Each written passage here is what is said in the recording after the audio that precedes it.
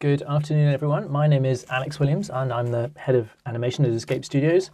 And this is a webinar about designing and creating great characters. Do feel free to interrupt at any stage and ask questions about what I'm talking about, and I'm very happy to stop and take questions and answer them as we go along. So this is about creating and designing great characters. The reason it's about both, not just designing characters, is because I don't think you can actually separate the two out. And the real message that I want to talk about is how important the business of designing characters is really connected to the business of creating them. You need to figure out who your characters are. And I've had quite a lot of experience with character design on movies and also character design on my own projects. If you look me up, you'll find a lot of stuff about animation, because that's mainly what I've done. I've worked on about 40 animated films over the years. And when I've been a character designer, it's usually been helping out on a project because I was working on the film anyway and they needed some help in the character design department. So I've helped out on that project sort of as and when I was needed. But I've also been doing this cartoon strip in the Times for 25 years now. It's in the law pages of the Times. Here's this guy on the screen. This is Sir Geoffrey Bentwood QC, who's one of my main characters. And that's all my own work. I didn't have a client here who told me what they wanted. This is all my own creation. And so I've sort of watched these characters kind of evolve and change over time. And so I wanted to talk a little bit about that experience and also some of the mistakes that I made in the early days and how I would do it differently if I were to start it up from scratch. The reason we're doing this, by the way, is because we're doing a character design evening class at Escape Studios. It's 8 weeks long. It's starting on the 25th of October. We've got 2 awesome tutors coming in. I'll probably do the first evening just as a general introduction, and then we'll get Vince and Andrea to come in. They're both really, really talented character designers. They both work here in the UK and have worked on loads and loads of film projects. Actually, I can show you a little bit about some of their work here. If I just throw this up here, this is some of Vince's work at hireanartist.net. He worked on Space Jam and various other pictures. And here's Andrea, and you can see her character design work. She's really, really super talented. Both of them are really, really good, and also both have a lot of experience with teaching. So I think they'll be really excellent to deliver this class, which we are doing for the first time. We've not done this one before, but I think it's going to be really awesome and really, really cool. So character design is not just about drawing. And this is the key thing, the key message I want to get over. It's really about creating the characters. So as a designer, you kind of need to think as a writer as well. The easiest way to get into writing is to write what you know. And that is in itself a cliche, and cliche is very much what we're trying to avoid. One of the hardest things when you create characters for the first time is to stop them becoming cliched, because cliche is what tends to fill our heads when we don't have anything else in there. When I see portfolios for our undergraduate courses at Escape Studios, people applying for the courses, I see them filled with characters, but they tend to be cliches. There are certain characters that come up time and again. There's the barbarian with the huge sword. There's the elf girl with the machine gun. There are certain characters that people draw because they like those characters and they're kind of doing a version of it in their heads. And so what you need to try and do as a character designer is to get away from that and try and come up with stuff that is more original and more true. So writing what you know means writing your memories, writing people you know, writing characters you know. And if you look at some of the work of some of the great character design, for example, Bill Watterson, who created the brilliant Calvin and Hobbes, he really wrote his childhood. And lots of cartoonists do this. Charles Schulz, who created Peanuts, did the same thing. And the characters tend to be based on either real people or kind of combinations of real people. You can take bits of people, kind of combine them, amalgamate them, but they need to be real for the characters to come alive. So here are some of the characters from my cartoon strip. This is from Queen's Counsel. These are some of the various characters that have appeared in the strip over the years. And here's Sir Geoffrey. He's my main sort of elderly barrister. He's based on various people I know. I'm not going to tell you who they are because they're all still alive, and it's not a terribly flattering portrait. You know, it's not hard to find very, very pompous people at the bar, and the main character that Sir Geoffrey was based on is no exception. And then there are various other characters.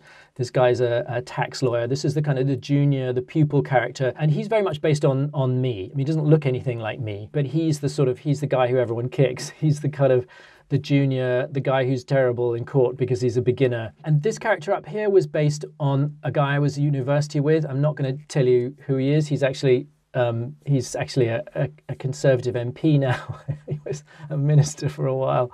But he was somebody I was at uni with, and he always wore a double-breasted suit, and he was just one of those guys who you just knew was going to go into politics and be successful. And so I turned him into, again, this is not a particularly flattering portrait. But the trick with all of this stuff is to try and find people who you kind of know and recognize from your own life, and then essentially write them and create them and design them. This is going back. This is the Daily Telegraph back in 1995 when I was briefly a junior barrister, and they got me dressed up in my wig and gown. Well, not wearing my wig, but all of that stuff. So this is the main character. This is Sir Geoffrey, and like I said, he's based on somebody I used to know really quite well. Initially, when we started doing the cartoon strip, it was actually, I initially started doing it with a friend, and it was based on politicians, and the strip got rejected by everyone, including Private Eye. And then we realized that we could turn these characters into lawyers, and so then we sort of put wigs on them, turn them into lawyers, and it kind of worked. So I guess the moral of that story is that you can, don't discard your old material because you never know when you can reinvent it. Joanna's Vasu is asking, so is a character more of an exaggerated expression of a real person? That's exactly right. You're taking real people, and you're taking their characteristics, the sort of the warts, you're making them bigger, and yes, you're exaggerating, you're caricaturing them, you're pushing them. And of course, you've got to make them likable. I mean, you can't sort of write. This character was based on somebody I don't really like very much, but the character himself in the cartoon strip has to be likable. We have to like him, even though he's vain and pompous and greedy and various other things. So it's him, warts and all, but with also likable characteristics as well. So here's one of the early drawings, and you can see that my early drawings really weren't very good, and I've left this one in deliberately because I think it's a nice joke, but it's rather badly drawn. And I'm kind of embarrassed to show these ones now because they're quite crude, and I was quite lucky not to get fired by the Times back in 1993 when it started. But I had a mentor, the guy who was the art editor at the time, a chap called David Driver. And everybody needs a mentor in our industry. You need people who will fight for you, even though, you might have some bits about your work that aren't that great yet. But he fought for me and kept me at the Times, and I got lucky there because they kept me on, and I managed to grow the drawing style over the years and get better. What if I can only draw humans or women, asks Elisa. This is really just about practice. You start off drawing what you do know and then practice from there. One of the things that we do when I'm teaching character design is do lots and lots of very, very simple exercises in class. So if you were to do our evening class in character design, you would find yourself doing a lot of exercises, all of which are designed to broaden your skill set and make you do things that you're a little bit frightened to do. Because we all tend to draw what's familiar and what we feel safe with. And the trick with this stuff is to draw things that you can't draw things that you don't know how to draw. And that's really the only way to get better, even though it means you'll do a lot of drawings that you don't like. This, again, is one of the early jokes. This was based on my own experiences as a barrister, and this was one of them. And then this was another one that was based on, me standing up to the clerks in chambers, which, of course, I never actually did because I was far too terrified. And on one occasion when I did actually stand up to them, I basically had no work for a week. So they showed me who was boss. So this cartoon was about that, about the fear of barristers of standing up to their clerks. So these were some early drawings. This is probably about a decade ago I did these. So this is a kind of intermediate style before I found a kind of fluid way of drawing them. And the designs have changed a lot over the years, but they've gradually got more slick and more attractive. And they're supposed to contrast each other. You know, you've got the kind of fat elderly one. Here's his kind of the guy in training. This is Crawley, who's their kind of the junior, and here's Helena, who's the sort of the young idealist who still thinks that law can be about injustice. And I also did some drawings that were, you know, I think part of the stuff, the thing with this kind of thing is you want to design not just the characters themselves, but also the world that they're in. This is Crawley in court facing Humphrey, who's this very scary elderly and judge he's not a mean guy, but he's seen it all and he's got no time for beginners. And you know, you want to draw the environment that they're in so that you start to come up with a world.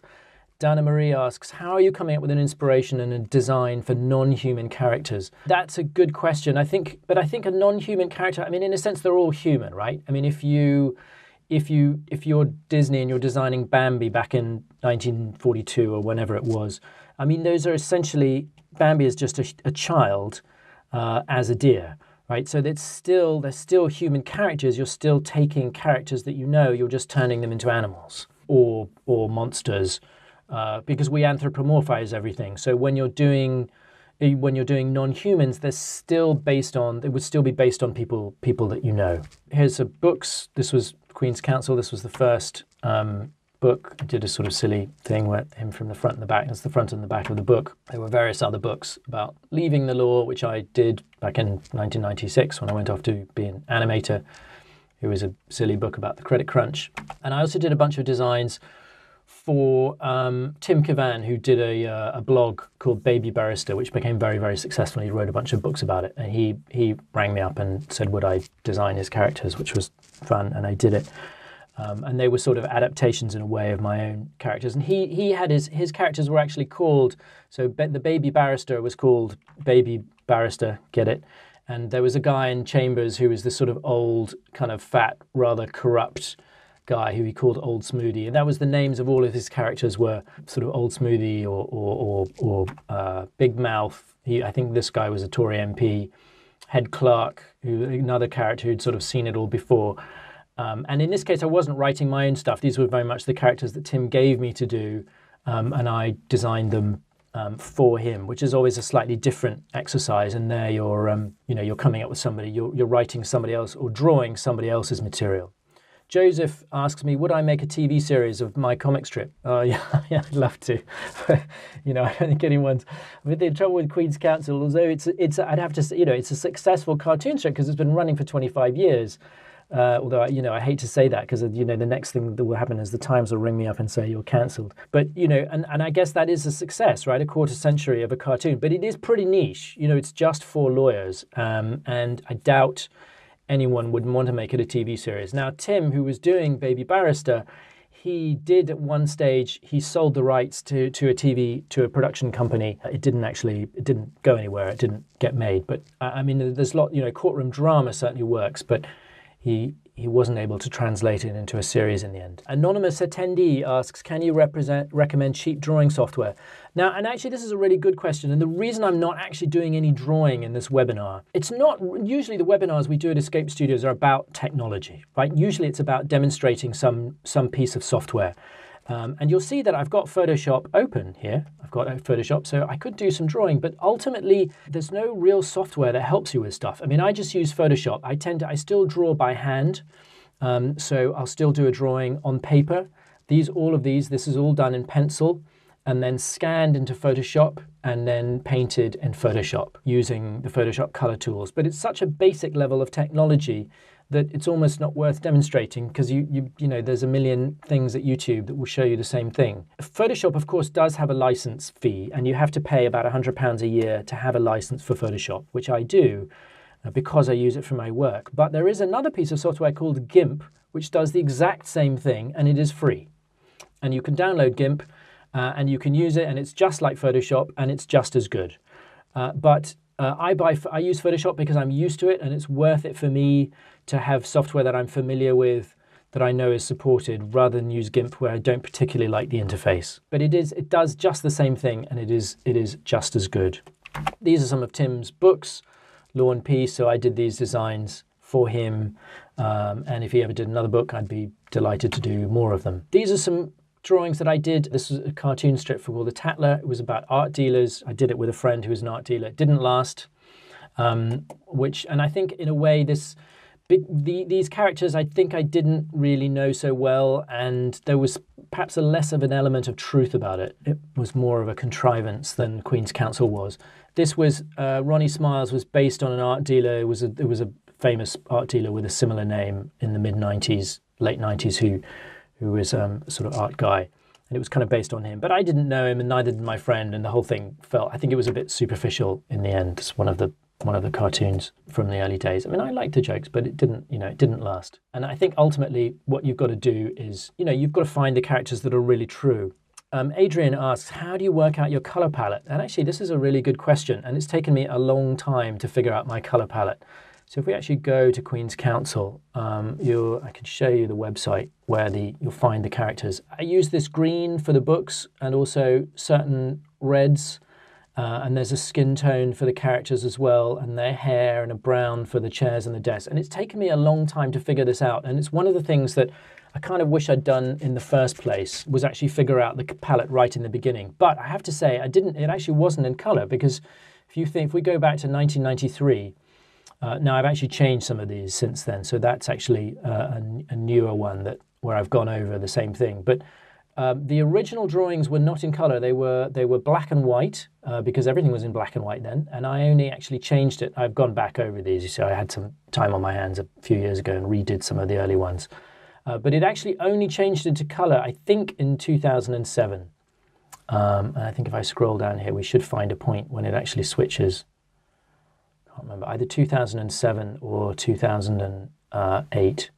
And so what I do now to find the color palette, so 2008, I think it switches about halfway, possibly 2009. So it switches, and I just go back to the same cartoons now and do the color palette is just, I just basically open up an old cartoon strip and I use the color picker in Photoshop and I just select my palette. So it's just this one here.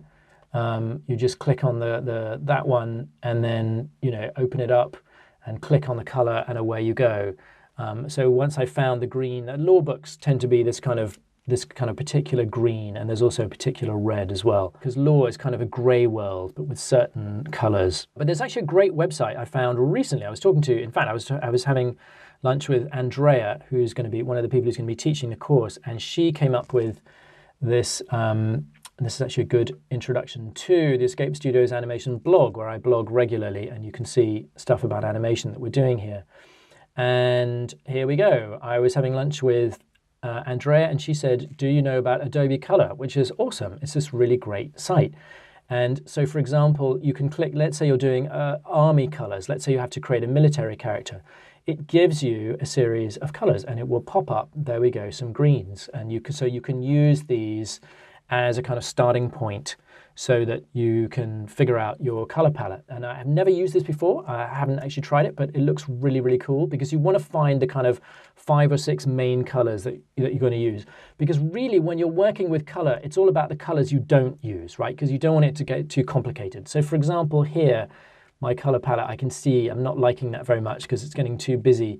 But here it's a little bit better. And when they're all in chambers and I know I'm on my kind of home turf, I know I'm using a palette that is restricted and isn't overly complicated. Here's a question: how can we start? Dana Marie Taracheva asks, how can we promote ourselves successfully apart from online websites? No matter what, people don't want to hire you. How can you make them thinking that you're a unique case and they can hire us? Now, this is a really difficult question. This is how to get hired. And there's no easy answer to this. So I was on a webinar, I was on a web panel at Annecy last year, the animation festival. And it's always worth going to animation festivals because you get to meet recruiters. And you really, really want to know who the recruiters are. And let's see if I can find, here we go. It was this one here, putting your best foot forward, animation careers advice at Annecy. So I was on this panel with all these people, and one of them was this guy, Ariel Goldberg, who was a studio recruiter from Nickelodeon in LA. And it was really interesting because people asked him about how he hires people, and he's exactly the kind of guy that you want to know if you're in the character design or the concept design, there he is, that was him, Ariel. If you're in the character design business, that's me on the left and a bunch of the rest of us. And they asked him, how do you, I'm sorry about the formatting here, something's gone work. But he said, one question he was asked, and here it is, how long does he take to look at an individual portfolio? Because he's basically looking at tumblers. Have a guess, he replied. 5 minutes came the answer. Actually, he's responded, it's 7 seconds. And that's pretty terrifying. So he's really looking at your work very, very briefly. And so what you want to do is make sure that your best stuff is up there, up front. So for example, if we go to Andrea's site, she's got some really nice work up here. And I'm just going to skim through it. And I'm going to, 7 seconds, 1, 1,000, 2, 1,000, 3, 1,000, 4, 1,000, 5, 1,000, 6, 1,000, 7, 1,000. Okay, I've already made a decision about Andrea's work. I mean, this is a beautiful piece of work right here. I already know she's really good. And then the next question is going to be, is her work right for the thing that I'm designing or I'm working on? And that's a much tougher question because, of course, everybody's looking not just for talent, but also for people whose work suits the kind of thing they're after. So that's the other thing that's tough. But I would say, go to festivals like Annecy, go to anywhere where the recruiters are, meet the recruiters, find out what they're looking for, and find out who's hiring, and make sure that your own website only includes your best work and the stuff that's really good. Yana Vasu asks, is it helpful to use color as an expression of character, as a hint of specific characteristic, such as red for a violent character? Oh, absolutely. And color design is incredibly important. And if you look at, say, the Mr. Men, you're looking at, contrasting characters. Little kids have trouble deciphering a complex world. So you want colors that are contrasting and simple to understand. Here's a movie that I worked on back in 2003, Robots. It's actually the movie I learned CG animation on. Really, really nice color palette. So this color palette here for Rodney is based on those old VW camper vans for the 1960s. And you can see that all the colors in Rodney are kind of variations on that blue that you see on those old camper vans. And Ratchet here, the baddie, he's obviously a city type, right? He's a Wall Street guy. And his with the red tie and the kind of very, very sleek suit. The Lion King is another example of really, really beautiful use of color. A color palette that says African savanna.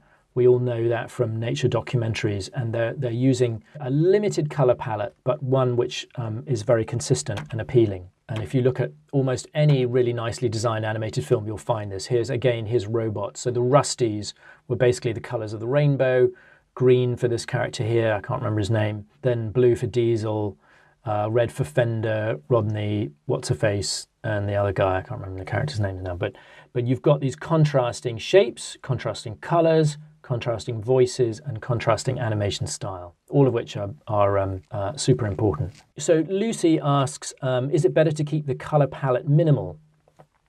Yes, absolutely. And that's why that website that I just showed you is so useful. Because the thing with color is you very, very quickly find yourself dealing with too many colors. So you want to reduce the amount of colors that you use. Good color design is all about, there are literally, there are millions of colors, right? You go into the color wheel and there are millions of them. So your color design is quickly going to get complex.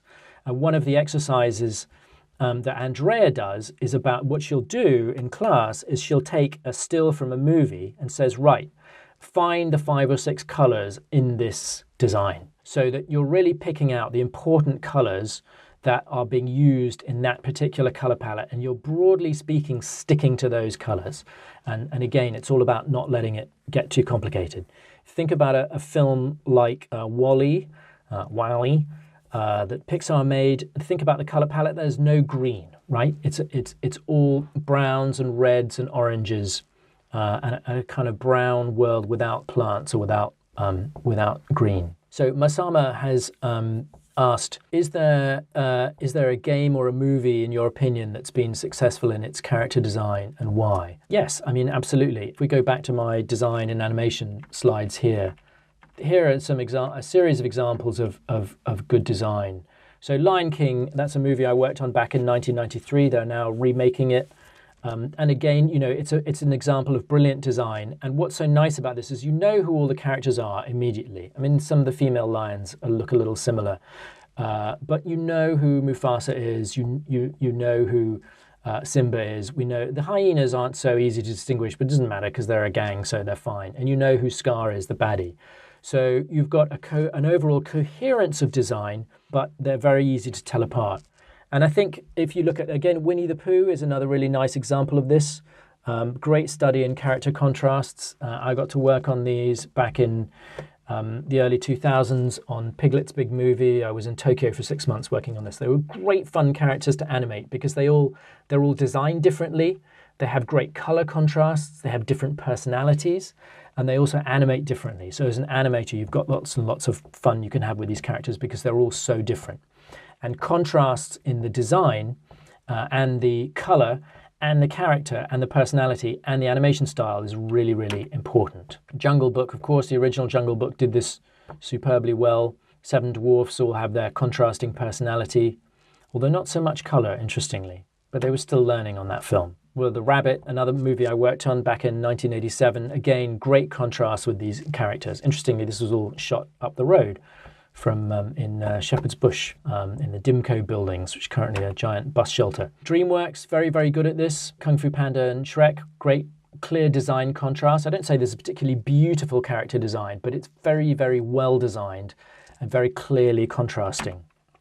And some of the movies that I worked on back in the late 90s, such as this one, were much less successful in this regard. They tended towards a very realistic style in the beginning, in the early days of DreamWorks, and it meant that some of the characters were harder to tell apart. So The Prince of Egypt, for example, which was a beautifully designed film. I mean, they had the best character designers you could find, but I think it was possibly hard to tell these characters apart.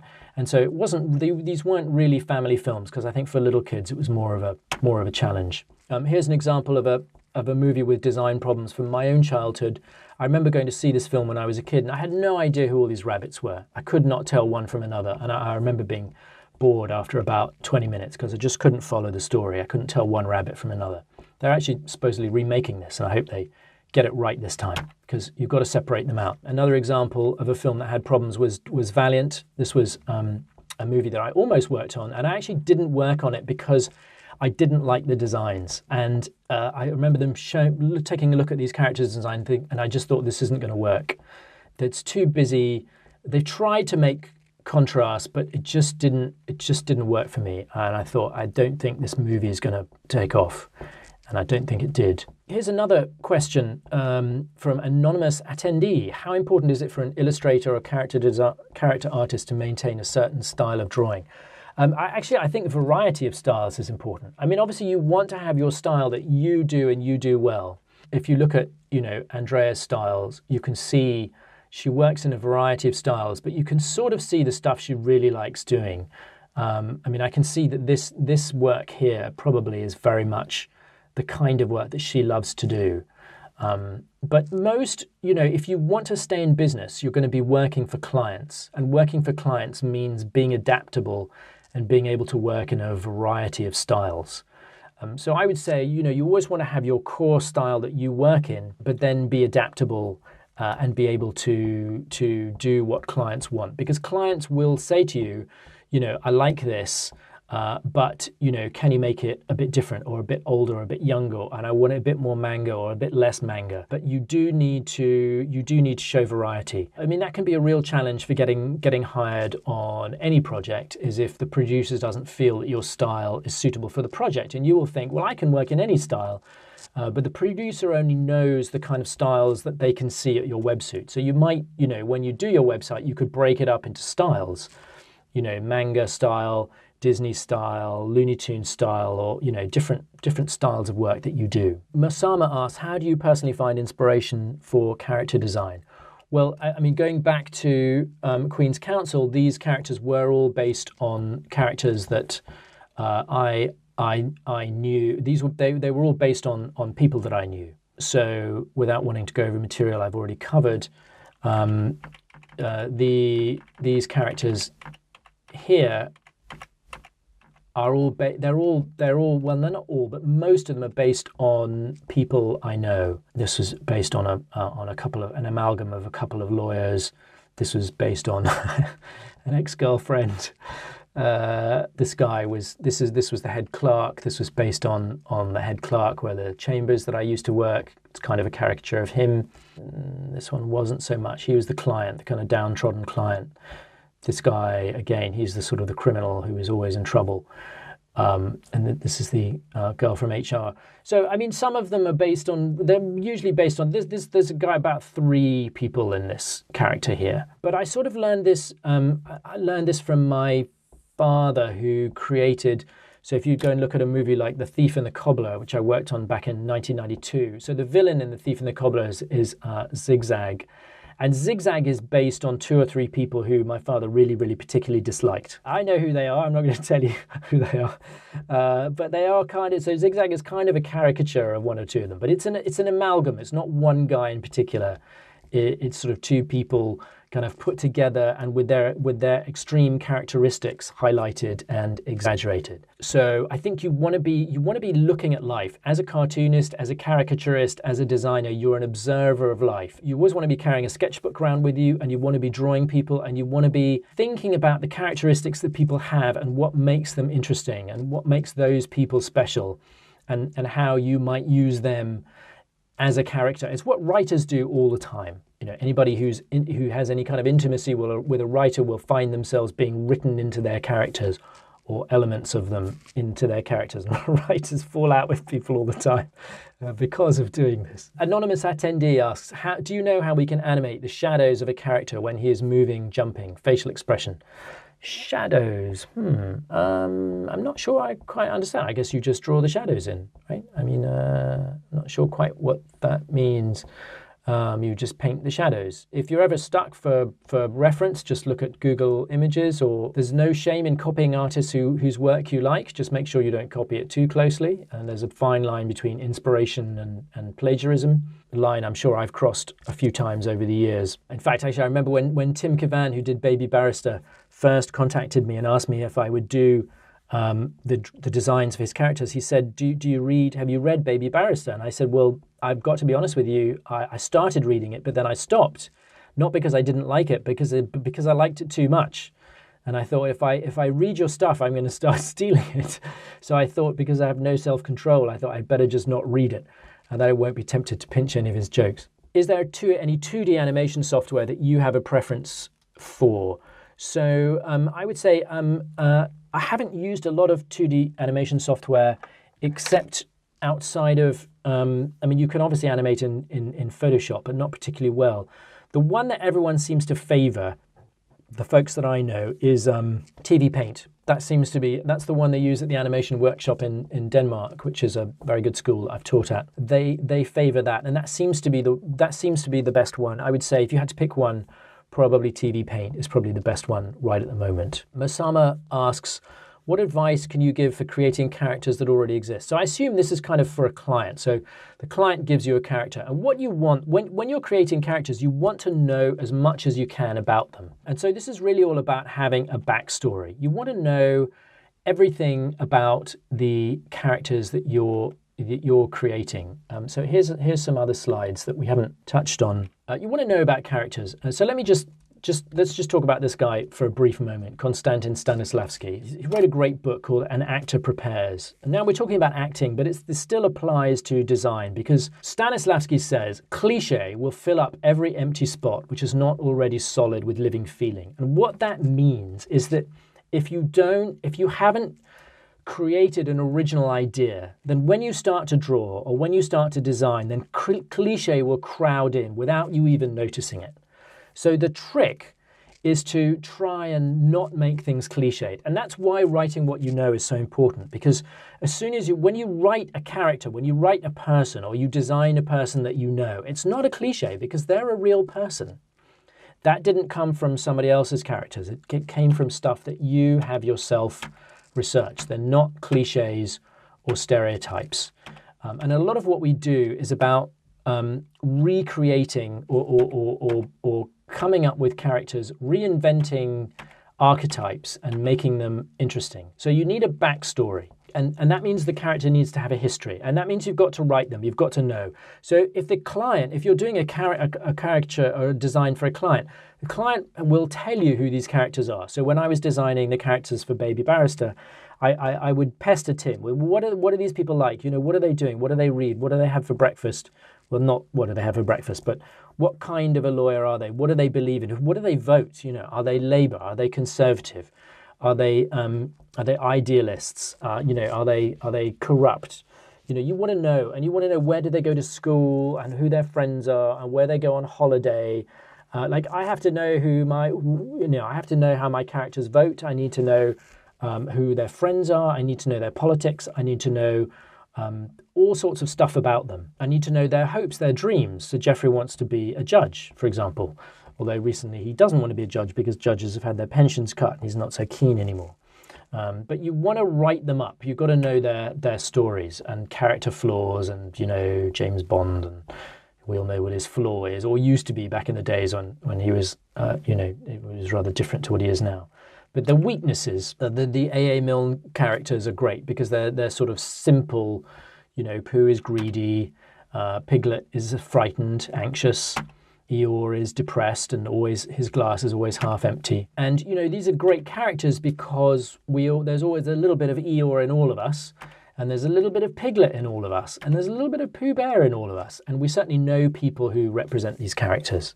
So if you're writing for a client, you've got to find out as much as you can about that character. Lanry Onifade asks, forgive me if I'm pronouncing your name wrong, do you have any tips for drawing more realistic character designs? It's harder to do. The more you tend to more realism, the more difficult it becomes to caricature. And I think if you go back to there we go, Prince of Egypt. So that was DreamWorks' first film, and they were still stuck in this rather kind of realistic style, and it just became much harder to distinguish the characters. So it is harder. You're going to have to use color a lot. So for example, in here with the Road to Elder, Miguel and Tulio, one of them was blonde and one of them was dark. Maybe there should have been bigger differences, different skin tones. You really want anything.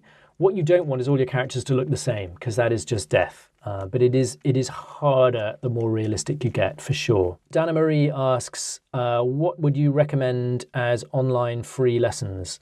That's a good question. There's a very good series of videos on gesture drawing. Let me see if we go back to the blog, because I do blog about this kind of thing. Here we go.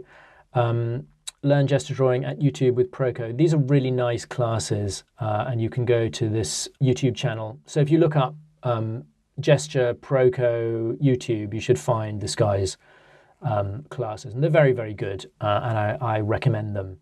And I've used these for gesture drawing classes. Obviously, we teach life drawing at Escape Studios because it's part of the animators tool set. So these are something that I definitely would recommend. Joseph asks, what makes you go into animation from law? I think, Joseph, that's a question we'll save for the pub one night. But I'll give you the brief answer is that in the end the animation industry is a much more fun and interesting place to be than law. And look, law is a great career, and if I'd stayed with law, I would have had a great career. But I don't really, animation, it can go anywhere, and we've been lucky because animation used to be this sort of little cottage industry, but it's now expanded and grown and has become really an enormous industry with so many opportunities now. So, animation is everywhere, and it's increasing and growing. So, but the short answer is I got a great offer to go and work at Warner Brothers on a feature film called The Quest for Camelot, which was a terrible movie. Well, not a terrible movie, a mediocre movie, but I had a great time working on it. It was a really great opportunity. Anonymous attendee asks, I feel I've been making characters too perfect. How do I avoid a Mary Sue? I think perfection is for the next life. I don't know. I'm not sure quite what it means. I'm not sure what you mean by a Mary Sue. Mary Sue characters are bland, but I'm afraid I'm creating them. I think, again, you've got to dig into real people.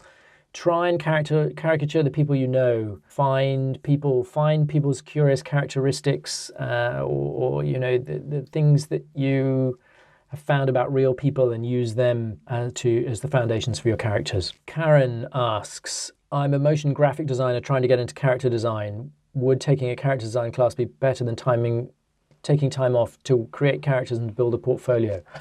I mean, I think what you want when you do any kind of a course, what you're looking for, of course, you can do free stuff on YouTube, and that's brilliant, and you should do as much of that. But ultimately, what you want in our industry is feedback that helps you get better, and that's why school is worthwhile, right? That's why it's worth taking a course, because you're going to find someone who's really good, who's going to teach the course, and you're going to learn from them and get better and hopefully stay in touch with them after the course is over. I always encourage my students to keep in touch with me.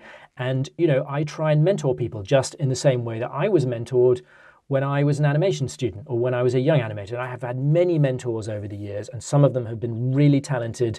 I mean, I'm lucky I can count on, obviously, my father mentored me very meaningfully. I got mentored briefly by Andreas Deja, the brilliant Disney animator who was, the lead animator on Scar, and I was mentored by Max Howard, who was a producer at DreamWorks, and also to a lesser extent by Don Hahn, another producer at Disney, and very, very experienced producer. And all these people have mentored me to a greater or lesser extent. And so I try and mentor my students. And that's really what you're paying for when you take a course, is someone who's going to sit down with you and help you make your work better and take the time to say, okay, let's work on your portfolio. Let's try and make it better. And you take tips from them and push yourself to do better and improve your work. So that's the real point of getting education and courses in design. For me, I always keep in touch with my students at Facebook, and I'll stay in touch with them, and I'm always available to look at work and try and also on a sort of informal basis, I try and help people find work and find them jobs and post jobs online and help people get employed. Joanna asks, horrors of life drawing. People won't stand still, especially in London. Do you have a tip on how to pick the thing that really describes someone? That one thing that allows an artist to draw original people without knowing them or having enough time to look at them without being creepy? Good question. I mean, people don't stand still. It's true. But you've got to get used to drawing fast. A lot of what we do when we do gesture drawing at Escape Studios, we're doing very, very fast sketches, poses that might last, 30 seconds. Sorry, I can't find the blog post. But really, really quick sketches. Here we go.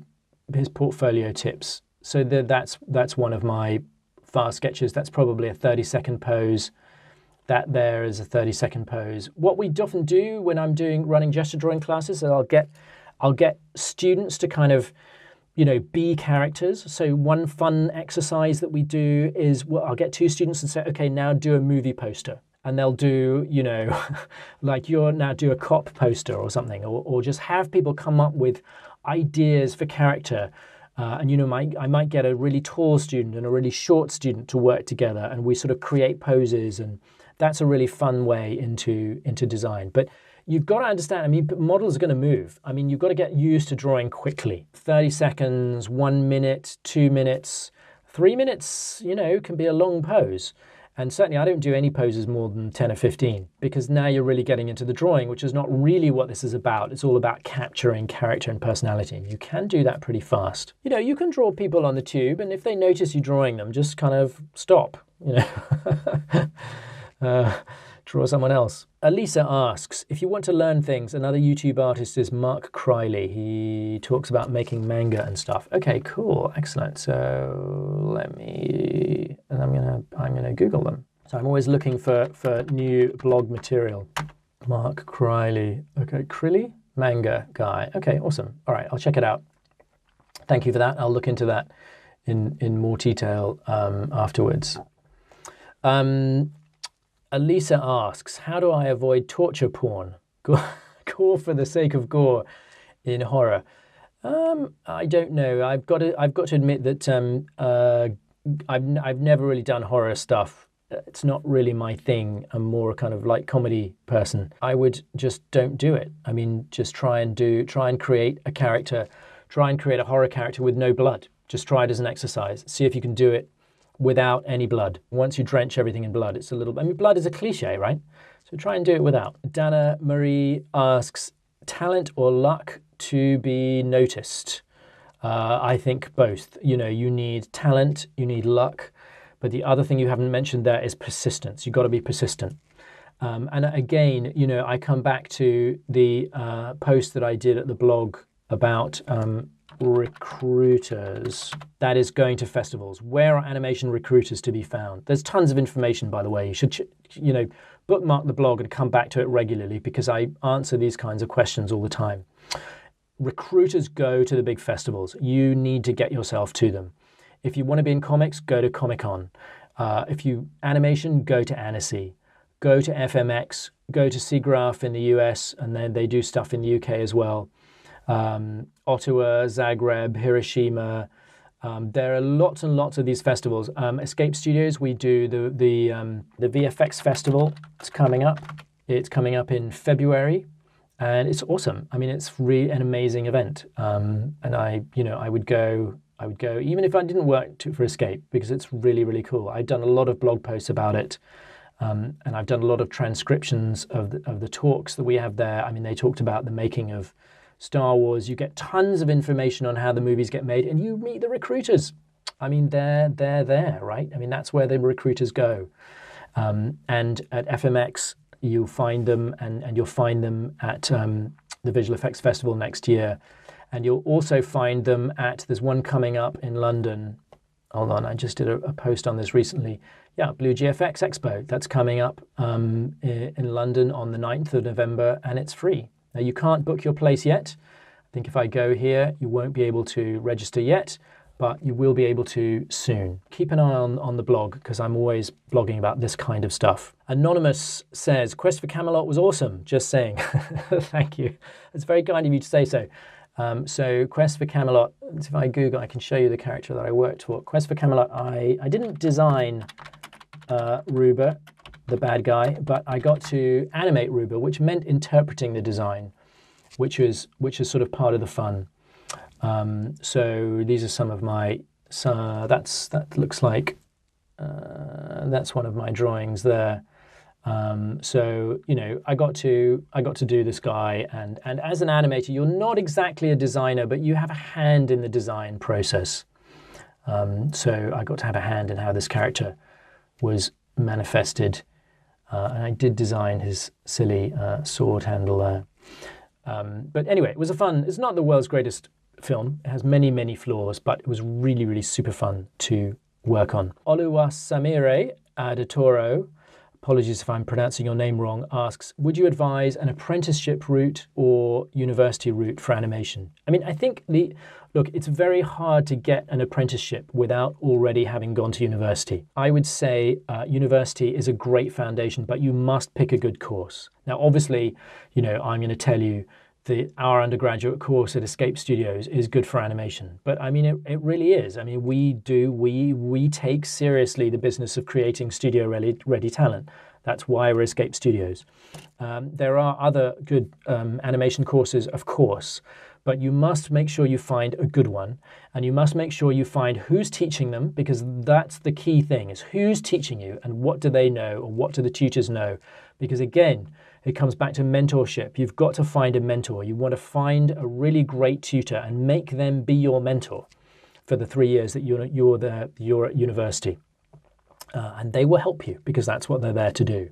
So I would say go to university and then find your mentor and then do apprenticeships. So Masama asks, if you could choose a few aspects when it comes to interesting characters, which would you choose and why? One of the things that that's a good question. One of the things we didn't actually really get onto, if I go back to the creating characters thing, which we just touched on earlier on, there are certain elements, I think, to great characters. So you've got to have a backstory with character flaws and all the rest of it. You've got to write that character, but you've got to know what the characters want. Even simple characters like Sylvester and Tweety, we've got to know what they want. We've got to know what motivates them. Or even somebody simple like Scrat. You've got to know what they're after, what stands in their way, And most, certainly in a feature film environment, characters tend to have to change because change is very, very difficult for us to do. And that's what we kind of watch characters do on the screen, is some kind of change. We want conflict between the two characters, Woody and Buzz. Who's going to be Andy's favorite toy? Frodo and Gollum both want the ring. There's also a lot of what-if-ery in character design. In this case, what if the toys came alive when the humans leave the room? What if a toy space ranger actually thought he really was a space ranger? So that's really important, the kind of what-if-ery in characters. What if Buzz really thought he was a real space ranger? What if these creatures were part of some weird religious cult? What if an elephant could fly? You're going to find this all over animation. Another thing is voices. I know I'm kind of rattling through this, but we're almost out of time, so I'm going to have to stop soon. But, character voices, great characters all have a distinctive voice. Bugs Bunny does, Woody Woodpecker does, Porky Pig does. They're all done by the same guy. Of course, they're all done by Mel Blanc back in the day.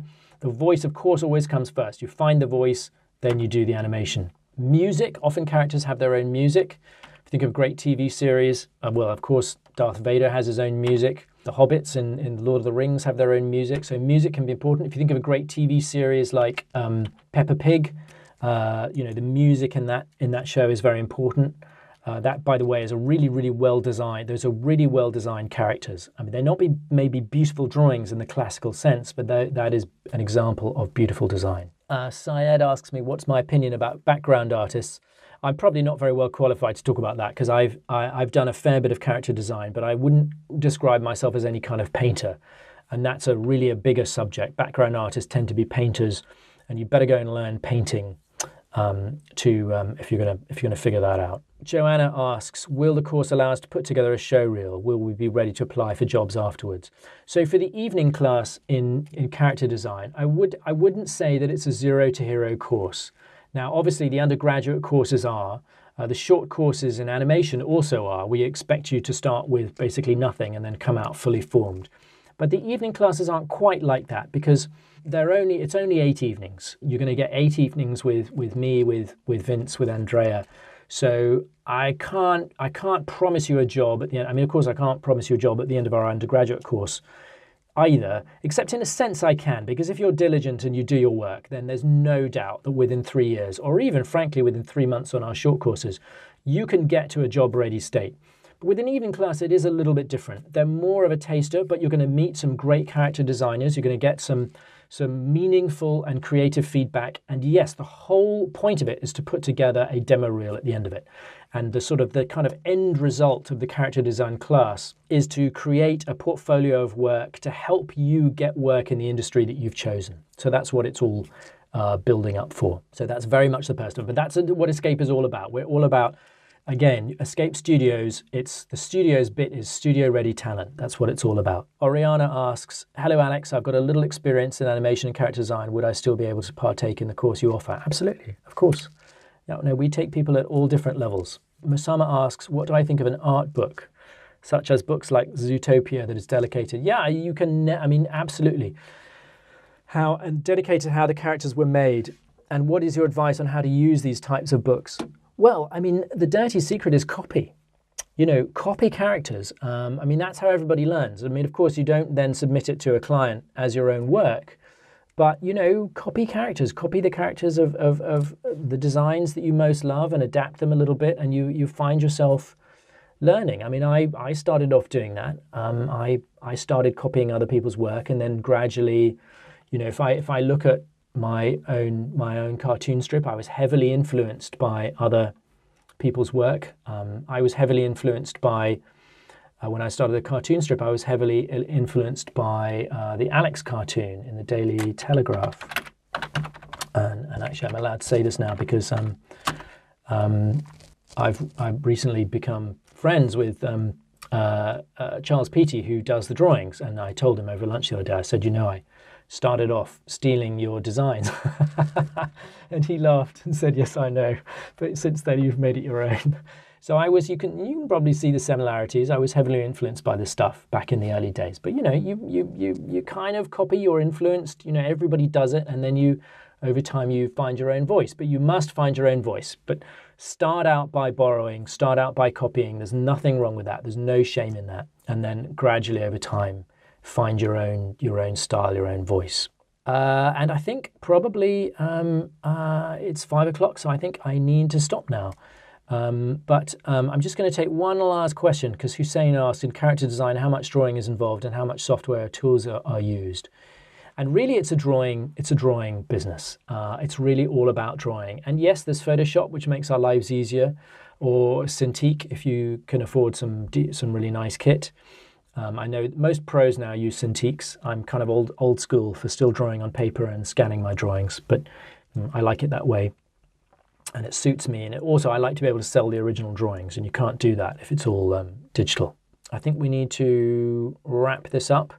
I'll tell you what, if anybody else has questions for me, do email me and I will be glad to answer.